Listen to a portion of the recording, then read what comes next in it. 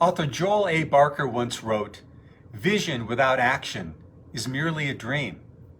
Action without vision merely passes time, but vision, when it's combined with action, can change the world."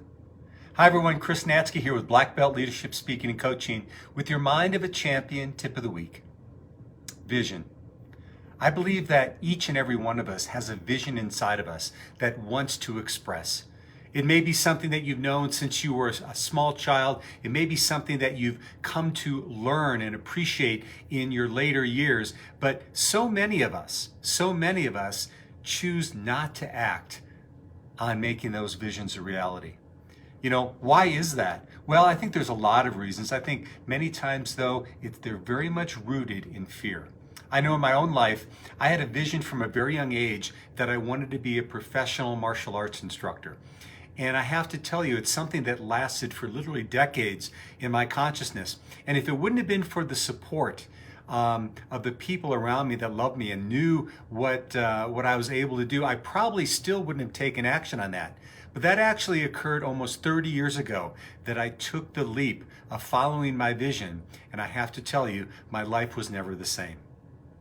Now, when we consider this though, what can we do, particularly with this new year upcoming, to really start to take action on making our dreams a reality and moving from that fear to flourishing? Well, not only in my own life have I experienced this, but also in the many coaching clients that I've been able to serve throughout the last couple of decades. I've got 5 key things that you can focus on in this new year to move from fear to flourishing. And the first is this: get clear about what you really want. You know, I can't tell you how many times I have conversations with people and they have a general idea of what they would like to do, what they'd like to experience or accomplish, but they're not very specific about it. Now, if I ask them what they don't want, they can definitely give me a clear delineation. So many times it's taking a look at what you don't want to have happen and choosing what the opposite of that is. But take some time as you're reviewing your last year and then moving into this new year. What is your vision and what do you really want? What do you want to create in this upcoming year? Number 2 is identify what is your big why. Your big why for wanting to have that happen in your life. You know, many times what we do is we're very good about what we do. We're also very good about how we do it, how we're so much better maybe than our competition. But very few of us is really clear about delineating why it's important to us and why we can make a difference in the world. I've often loved the story that author Simon Sinek talks about Martin Luther King Jr. in giving his iconic "I Have a Dream" speech. And he says it didn't impact 250,000 people on the Mall of the United States because he was talking about "I have a plan."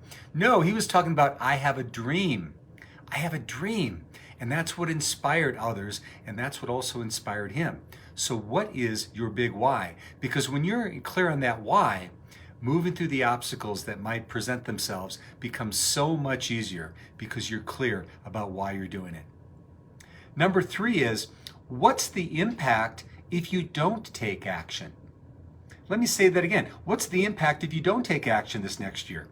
You know, author and motivational speaker Tony Robbins will often say that people are motivated by 2 aspects, either pain or pleasure. Pain or pleasure. And I'd argue that most of us get more motivated by pain. And here's a little story that might help you understand this.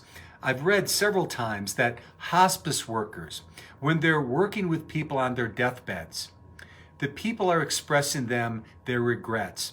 But here's the key distinction. They're not talking about the things they regret doing in their life.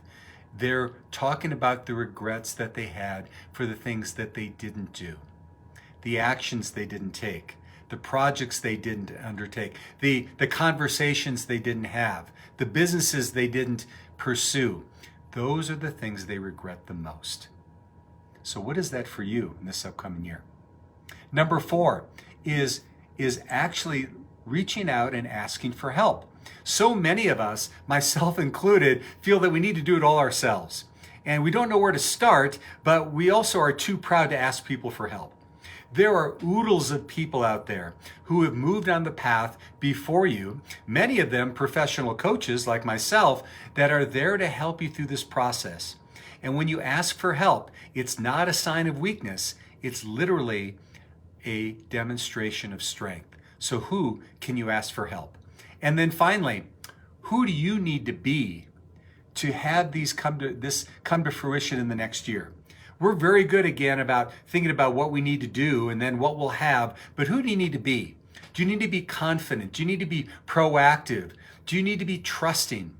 Who do you need to be in this upcoming year to make sure your visions come to fruition?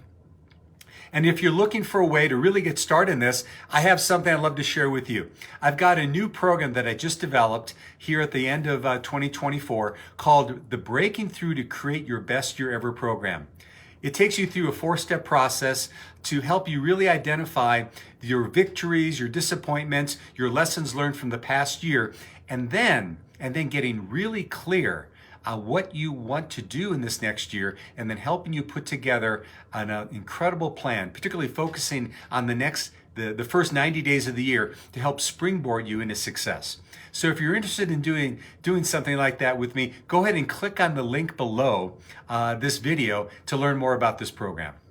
So anyway, my folks, my friends and folks out there that are listening to this message, I really want nothing more for you in this upcoming year to be able to get clear on your vision and to move from that fear that's holding you back into the fruition, the flourishing that you deserve to make this upcoming year your best ever.